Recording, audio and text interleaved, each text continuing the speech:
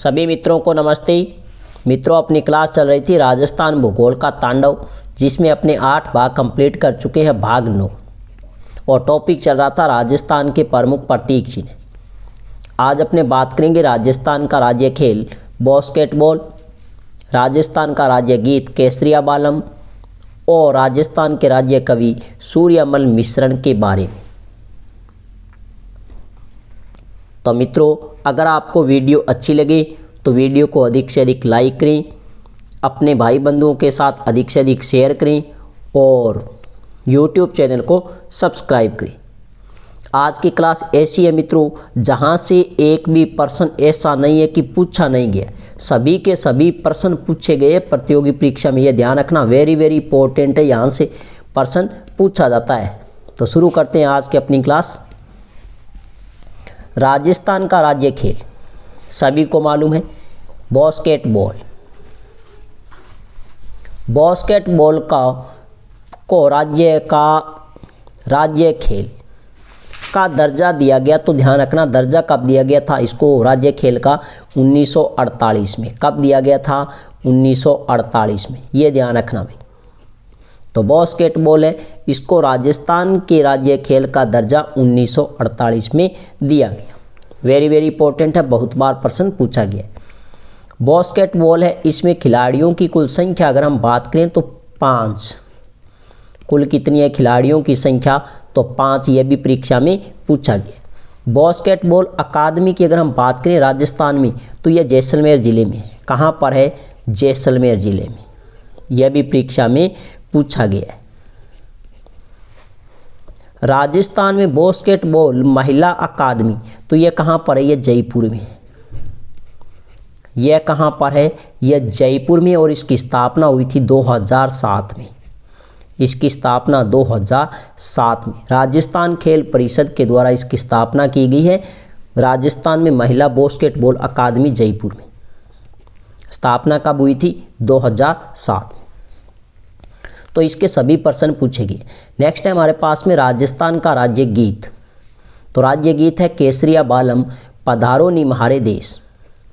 तो केसरिया बालम तो वेरी वेरी इंपॉर्टेंट है, हर बार परीक्षा में पूछा जाता है कि राजस्थान के राज्य गीत को सर्वप्रथम किसने गाया? तो सर्वप्रथम किसने गाया था? मांगी बाई ने। और मांगी बाई ये मित्रों, ये कहाँ की थी? तो ये ध्यान रखना, उदयपुर की थी। मांगी बाई कहाँ की थी? उदयपुर की थी।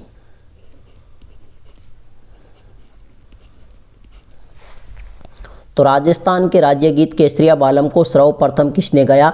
मांगी बाई ने। मांगी बाई कहाँ की है? उदयपुर की।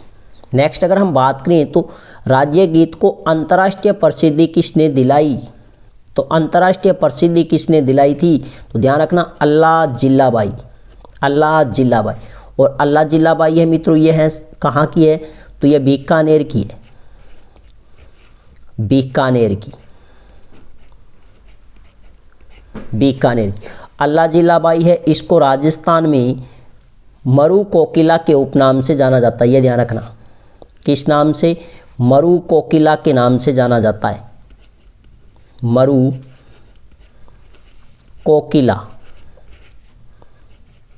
के नाम से जाना जाता है। तो यह ध्यान रखना, मरु कोकिला के नाम से किसको जाना जाता है? तो अल्लाह जिल्लाबाई। और अल्लाह जिल्लाबाई ने राज्य गीत केसरिया बालम को अंतर्राष्ट्रीय प्रसिद्धि दिलाई। और यह कहाँ की थी? बीकानेर की थी।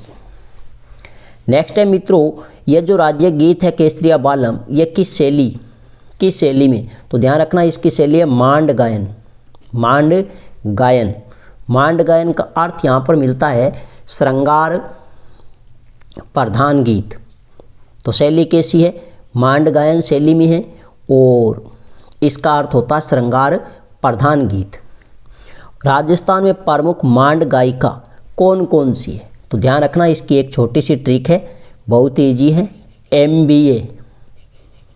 MBA करने गई गौरीबाई। MBA करने गई गौरीबाई। तो यहाँ से राजस्थान की प्रमुख मांड गायिकाओं के नाम अच्छे से याद हो सकते हैं। ध्यान रखना, मैं से ध्यान रखना, मांगी बाई। मैं से हमारे पास में क्या है, मांगी बाई, ये ध्यान रखना। मैं से मांगी बाई। इस बै से ध्यान रखना, बन्नो बेगम। क्या नाम है, बन्नो बेगम। बन्नो बेगम। तो एक दूसरा नाम है हमारे पास में मांड गायिका का, बन्नो बेगम। ऐसे ध्यान रखना, अल्लाह जिल्लाबाई। ऐसे अल्लाह जिल्लाबाई। और गौरी से ध्यान रखना, गौरी बाई। गौरी बाई। और ध्यान रख लेना, गौरी देवी। दोनों अलग है, एक गौरी बाई है और दूसरी गौरी देवी है। यह प्रसिद्ध क्या रहती है मित्रों, राजस्थान में मांड गायिका। ये ध्यान रखना। नेक्स्ट अगर हम मित्रों अपने बात करें तो राजस्थान के राज्य कवि, राजस्थान के राज्य कवि कौन से हैं, तो सूर्यमल मिश्रण। कौन है, सूर्यमल मिश्रण। सूर्यमल मिश्रण है। इनका जन्म अगर आपसे पूछे तो हरना गांव बूंदी जिले, हरना गांव बूंदी जिले। कब हुआ था, 19 अक्टूबर 1815 को। तो सूर्यमल मिश्रण, इनका जन्म है हरना गांव बूंदी। तो इसका संबंध किस जिले से है, बूंदी जिले से। जन्म हुआ था 19 अक्टूबर 1815 को। अगर हम बात करें दरबारी कवि की तो ध्यान रखना, दरबारी कवि बूंदी के महाराव राम सिंह हाड़ा। बूंदी के महाराव राम सिंह हाड़ा के ये क्या रहते थे, दरबारी कवि। तो दरबारी कवि बात करें तो बूंदी के महाराव राम सिंह हाड़ा की।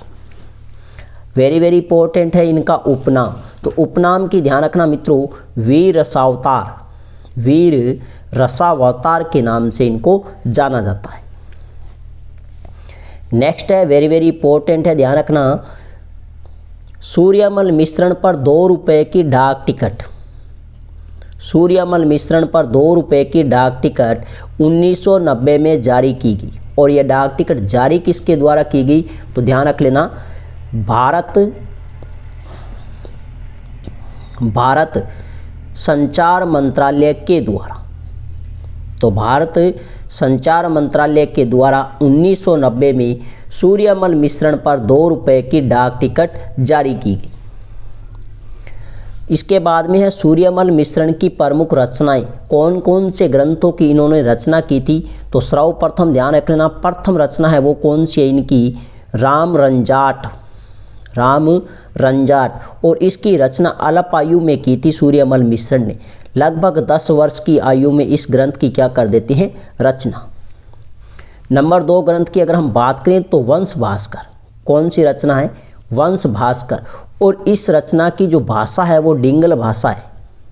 भाषा कैसी है, डिंगल भाषा। लेकिन वंश भास्कर को सूर्यमल मिश्रण ने पूरा नहीं किया। इनके बड़े पुत्र आते हैं जिसे हम दत्तक पुत्र कहते हैं। तो पूरा किसने किया था, बड़े पुत्र ने पूरा किया। सूर्यमल मिश्रण के बड़े पुत्र ने वंश भास्कर नामक ग्रंथ को पूरा किया था और इनका नाम है मुरारी दान।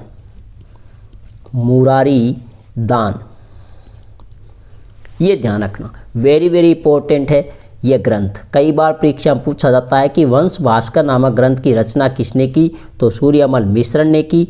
और इसको पूरा किसने किया, तो मुरारी दान। और मुरारी दान किसके बड़े पुत्र थे, सूर्यमल मिश्रण के बड़े पुत्र थे। ये ध्यान रखना। और इसी ग्रंथ में बूंदी राज्य के इतिहास की जानकारी मिलती है हमें, यह ध्यान रख लेना, बूंदी राज्य के इतिहास की जानकारी। नेक्स्ट है इनकी रचना वो कौन सी है, वीर सतसई। वीर सतसई। तो इसमें ध्यान रखना 1857 की जो क्रांति हुई थी, 1857 की क्रांति, उसकी घटना को व्यवस्थित तरीके से प्रस्तुत किया गया। तो अगर आपसे पूछे 1857 की क्रांति की घटना को विस्तृत तरीके से किस ग्रंथ में प्रस्तुत किया गया, तो वीर सतसई, जिसकी रचना किसने की थी, सूर्यमल मिश्रण ने। नेक्स्ट है इनकी रचना बलवंत विलास। बलवंत विलास। इसमें ध्यान रखना सती प्रथा का वर्णन मिलता है। किसका? सती प्रथा का। इसमें सती प्रथा का वर्णन मिलता है, ध्यान रखना, विस्तार से। इसलिए इस ग्रंथ को सती रासो के नाम से भी जाना जाता है। सती रासो, सती रासो के नाम से भी जाना जाता है। यह ध्यान रखना। किस ग्रंथ को? तो बलवंत विलास। तो बलवंत विलास ग्रंथ है, इसमें सती प्रथा का विस्तार से वर्णन मिलता है। अगर आपसे पूछे सती प्रथा का विस्तार से वर्णन हमें किस रचना से मिलता है, तो बलवंत विलास, और इसी को कहते हैं सती रासो, जिसकी रचना सूर्यमल मिश्र ने की थी। नेक्स्ट है मित्रों छद्म युग। छद्म युग यह इनकी एक रचना है। धातु रूपावली यह भी इनकी एक क्या है? प्रसिद्ध रचना है। एक इनकी रचना फूटकर और व्यक्ति सवेय यह भी इनकी क्या है? प्रसिद्ध रचना है। तो मित्रों यह थी आज की अपनी छोटी सी क्लास। अगर अच्छी लगे तो वीडियो को लाइक ज़रूर करें। नेक्स्ट मिलते हैं, इससे भी एक बेहतरीन क्लास लेने की कोशिश करते हैं। तब तक के लिए धन्यवाद।